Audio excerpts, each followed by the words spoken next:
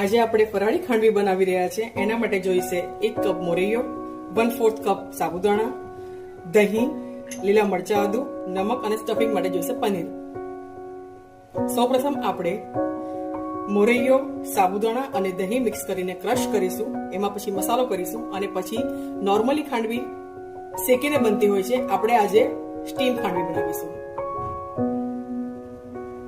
સૌપ્રથમ સાબુદાણા ક્રશ કરી લઈશું.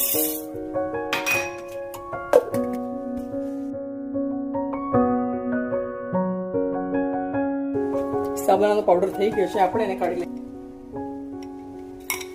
હવે આપણે મોરૈયો ક્રશ કરી લઈશું. દહીં નાખીને ક્રશ કરીશું.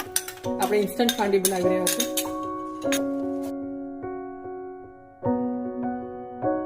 બેટર રેડી છે.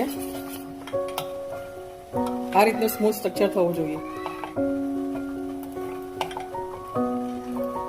હવે આપણે એમાં મસાલો કરીશું.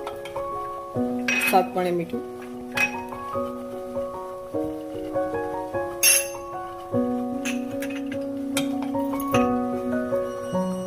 લીલા આદુ મરચાની પેસ્ટ,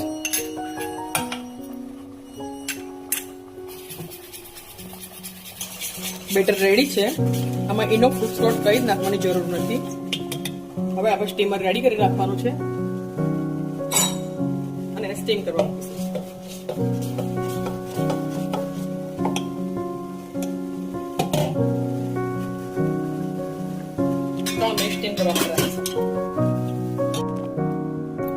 3 મિનિટ સ્ટીમ થઈને આપણી ખાંડવી રેડી છે. જોઈ શકો છો ફ્રેન્ડ્સ, કેટલું ફાઇન ખાંડવીનું લેયર થયું છે.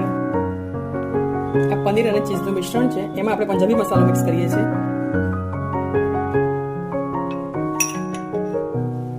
આપણે સ્ટફિંગ ખાંડવી બનાવી રહ્યા છે, એટલે આપણે સ્ટફ માટે રેડી કરી રહ્યા છે. હવે વચ્ચે સ્ટફ કરીશું આપણે.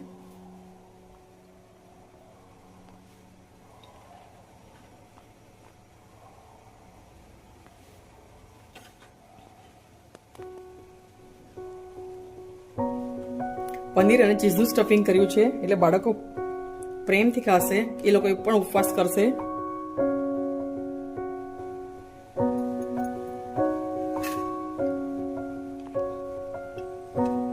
આપણે રોલ પાડીએ છીએ.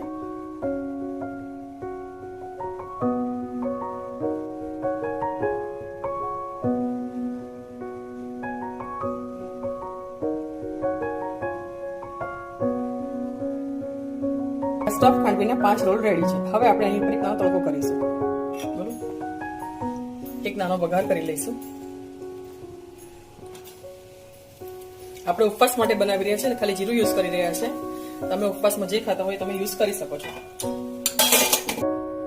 વઘાર નાખીએ છીએ. ફાઇનલ પ્લેટિંગ રેડી છે.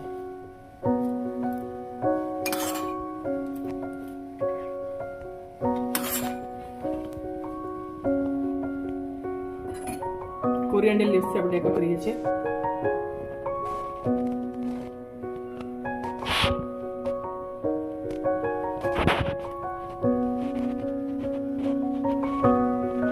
નાવ આપણી ફરાળી ખાંડવી રેડી છે. તો આ હતી ફરાળી ખાંડવીની રેસીપી. બહુ ફટાફટ 10 to 15 મિનિટ્સમાં જ રેડી થઈ જાય છે. તમે એકવાર જરૂર ટ્રાય કરજો અને મને કોમેન્ટ સેક્શનમાં બતાવજો તમારા ઘરે આ ખાંડવી કેવી બની ને તમારા બાળકોને ભાવે કે નહીં. હવે આપણે મળીશું નેક્સ્ટ એપિસોડમાં નવા રેસીપી સાથે. ત્યાં સુધી મળીએ. બાય.